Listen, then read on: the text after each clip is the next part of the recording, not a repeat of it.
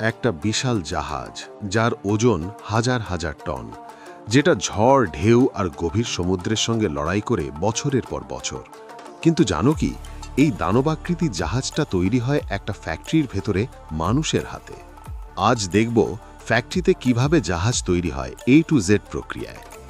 জাহাজ তৈরির কাজ শুরু হয় কোনো স্টিল কাটিং দিয়ে নয়, শুরু হয় একটি স্ক্রিনের ভেতরে। প্রথম ধাপে ইঞ্জিনিয়াররা কম্পিউটারে জাহাজের সম্পূর্ণ ডিজাইন তৈরি করেন। এই ডিজাইন শুধু দেখতে সুন্দর হওয়ার জন্য নয়, এটার প্রতিটা লাইন হিসেব করে আঁকা হয়। জাহাজটি কী কাজে ব্যবহার হবে, পণ্য পরিবহন, তেল বহন নাকি যাত্রী বহন, সেই অনুযায়ী এর আকার, দৈর্ঘ্য, প্রস্থ এবং গভীরতা নির্ধারণ করা হয়। এরপর জাহাজ কত ওজন বহন করবে, কত গতিতে চলবে এবং কতটা জ্বালানি খরচ করবে সব হিসাব করা হয়। আধুনিক সময়ে 3D সফটওয়্যার ব্যবহার করে পুরো জাহাজের একটি ভার্চুয়াল মডেল বানানো হয়। এই মডেলের ভেতরে ইঞ্জিন কোথায় বসবে, পাইপলাইন কিভাবে যাবে, ইলেকট্রিক তার কোথা দিয়ে যাবে, সব আগেই ঠিক করা হয়। সবচেয়ে গুরুত্বপূর্ণ বিষয় হলো নিরাপত্তা। জাহাজ উল্টে যাবে কিনা, ঢেউ সামলাতে পারবে কিনা, আগুন লাগলে কিভাবে নিয়ন্ত্রণ হবে, এসব বিষয় পরীক্ষা করা হয় কম্পিউটার সিমুলেশনের মাধ্যমে।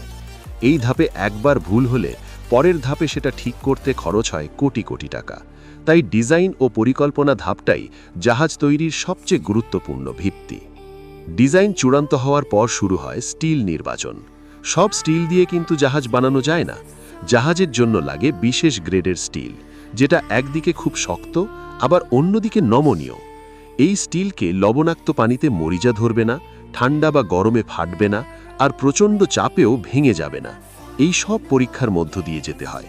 ফ্যাক্টরিতে আনার আগে স্টিল প্লেটগুলো আলাদা আলাদা টেস্ট করা হয়। এর পুরুত্ব, শক্তি এবং রাসায়নিক উপাদান পরীক্ষা করা হয় ল্যাবে। তারপর বিশাল ট্রাকে করে এই স্টিল প্লেটগুলো শিপইয়ার্ডে আনা হয়। ফ্যাক্টরিতে পৌঁছানোর পর স্টিল পরিষ্কার করা হয়। ধুলো, মরিচা বা তেল থাকলে তা সরিয়ে ফেলা হয়, কারণ সামান্য ময়লাও পরে ওয়েল্ডিংয়ে বড় সমস্যা তৈরি করতে পারে। এই ধাপে প্রতিটা স্টিল প্লেট আলাদা নম্বর দেওয়া হয়, যাতে পরে বোঝা যায় কোন প্লেট জাহাজের কোন অংশে ব্যবহার হবে। এভাবেই জাহাজ তৈরির জন্য প্রস্তুত করা হয় মূল কাঁচামাল। এবার শুরু হয় আগুন আর শব্দে ভরা একটি ধাপ, স্টিল কাটিং। এই কাজ আর হাতুড়ি বা সাধারণ কাটার দিয়ে হয় না। এখানে ব্যবহার করা হয় সিএনসি, লেজার বা প্লাজমা কাটিং মেশিন। কম্পিউটারে আগে থেকেই দেওয়া ডিজাইন অনুযায়ী মেশিন নিজে থেকেই স্টিল প্লেট কেটে ফেলে নির্দিষ্ট আকারে। 1 মিলিমিটার ভুলও এখানে চলবে না। কাটিংয়ের সময় চারিদিকে আগুনের ফুলকি ছিটকে পড়ে।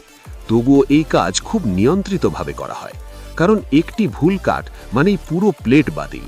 কাটা অংশগুলো পরে আলাদা করে রাখা হয় এবং আবার চেক করা হয় সাইজ ঠিক আছে কিনা। এই ধাপ শেষ হলে জাহাজের হাড়গোড় তৈরি করার জন্য অংশগুলো প্রস্তুত হয়ে যায়। জাহাজ একসাথে তৈরি করা হয় না, এটাই সবচেয়ে চমকপ্রদ বিষয়।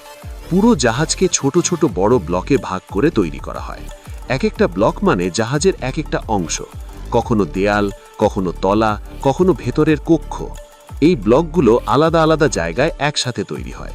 স্টিলের কাটা অংশগুলো জোড়া লাগিয়ে প্রথমে ছোট ফ্রেম বানানো হয়, তারপর ধীরে ধীরে সেই ফ্রেম বড় ব্লকে রূপ নেয়। এই পদ্ধতির সুবিধা হলো সময় বাঁচে। একদিকে ব্লক তৈরি হচ্ছে, অন্যদিকে অন্য ব্লকে ওয়্যারিং বা পাইপলাইন বসানো যায়। এক একটা ব্লকের ওজন কখনো কখনো কয়েকশো টন হয়। এই ব্লকগুলো ক্রেন দিয়ে তুলে পরবর্তী ধাপে নিয়ে যাওয়া হয়। ব্লক তৈরি শেষ হবার পর শুরু হয় জাহাজ তৈরির সবচেয়ে কঠিন ও গুরুত্বপূর্ণ ধাপ, ওয়েল্ডিং ও সংযোজন। এই ধাপে ছোট ছোট ব্লকগুলো ধীরে ধীরে একত্রিত হয়ে একটি বিশাল জাহাজের কাঠামো তৈরি করে। এখানে একটি মাত্র ভুল মানেই ভবিষ্যতে বড় দুর্ঘটনার সম্ভাবনা। ওয়েল্ডিং করার সময় স্টিলের 2 অংশকে প্রচণ্ড তাপে গলিয়ে একসাথে যুক্ত করা হয়। এই কাজ সাধারণ শ্রমিকের পাশাপাশি দক্ষ ওয়েল্ডার এবং আধুনিক রোবট দিয়ে করা হয়। বিশেষ করে জাহাজের নিচের অংশে, যেখানে পানির চাপ সবচেয়ে বেশি থাকে, সেখানে অতিরিক্ত শক্ত ওয়েল্ডিং করা হয়। একটি জাহাজে হাজার হাজার ওয়েল্ডিং জয়েন্ট থাকে। প্রতিটি জয়েন্ট আলাদা করে পরীক্ষা করা হয় আল্ট্রাসাউন্ড টেস্ট, এক্স-রে টেস্ট এবং ভিজুয়াল ইন্সপেকশনের মাধ্যমে। কারণ সামান্য ফাঁক থাকলেও পরে সেখান দিয়ে পানি ঢুকে জাহাজ ডুবতে পারে। বড় বড় ক্রেন ব্যবহার করে এক একটা ব্লক নির্দিষ্ট জায়গায় বসানো হয়। এরপর ধীরে ধীরে সব ব্লক একসাথে যুক্ত হয়ে জাহাজের সম্পূর্ণ বাইরের কাঠামো তৈরি হয়। এই পর্যায়ে প্রথমবারের মতো একটি আসল জাহাজের রূপ চোখে পড়ে। যা শ্রমিকদের জন্যও ভীষণ গর্বের মুহূর্ত। জাহাজের কাঠামো তৈরি হওয়ার পর শুরু হয় সবচেয়ে ভারী ও সংবেদনশীল কাজ, ইঞ্জিন ও যন্ত্রপাতি স্থাপন। জাহাজের ইঞ্জিনকে বলা হয় এর হৃদয়, কারণ এই ইঞ্জিন ছাড়া পুরো জাহাজই অচল। এই ইঞ্জিনের ওজন কখনো কখনো কয়েকশো টন পর্যন্ত হয়। বিশাল হেভি ডিউটি ক্রেন ব্যবহার করে ইঞ্জিনটিকে খুব ধীরে ও সতর্কভাবে জাহাজের ভেতরে নামানো হয়। 1 মিলিমিটার এদিক ওদিক হলে পুরো অ্যালাইনমেন্ট নষ্ট হয়ে যেতে পারে। ইঞ্জিন বসানোর পর সংযুক্ত করা হয় fuel system, cooling system, exhaust system এবং জেনারেটর।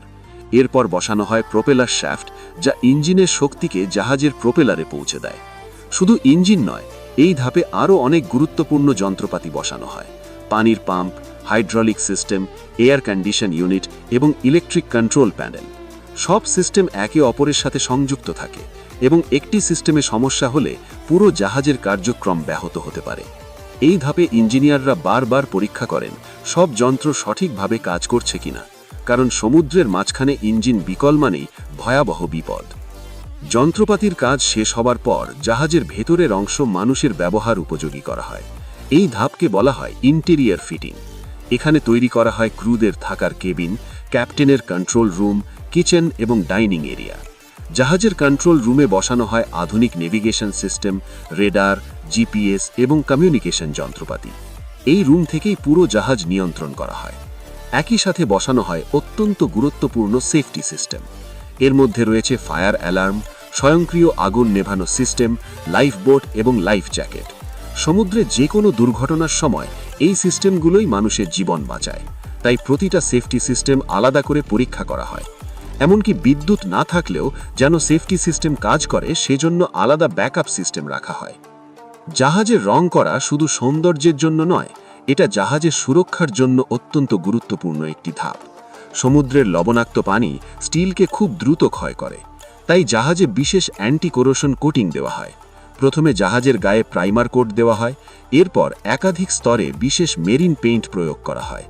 জাহাজের নিচের অংশে আলাদা ধরনের রং ব্যবহার করা হয়, যাতে শৈবাল বা জলজ প্রাণী সহজে লেগে না থাকে। এই কোটিং জাহাজের আয়ু অনেক বছর বাড়িয়ে দেয়। সব কাজ শেষ হওয়ার পর আসে সবচেয়ে উত্তেজনাপূর্ণ ধাপ, পরীক্ষা ও সমুদ্র ট্রায়াল। এই ধাপে জাহাজকে প্রথমবারের মতো পানিতে নামানো হয়। ইঞ্জিন চালু করে গতি, ব্রেক, স্টিয়ারিং এবং নেভিগেশন সিস্টেম পরীক্ষা করা হয়। এছাড়া দেখা হয় কোনো জায়গা দিয়ে পানি ঢুকছে কিনা। খোলা সমুদ্রে জাহাজ চালিয়ে বিভিন্ন গতিতে পরীক্ষা করা হয়। সব পরীক্ষায় সফল হলে তবেই জাহাজটি ব্যবহারের জন্য অনুমোদন পায়। এইভাবেই ফ্যাক্টরিতে ধাপে ধাপে তৈরি হয় একটি বিশাল জাহাজ। ভিডিওটা যদি ভালো লেগে থাকে তাহলে অবশ্যই লাইক দাও, আর এমন আরও ইন্টারেস্টিং ফ্যাক্টরি ও মেগা প্রজেক্ট ভিডিও পেতে চ্যানেলটি সাবস্ক্রাইব করে আমাদের সাথেই থাকো।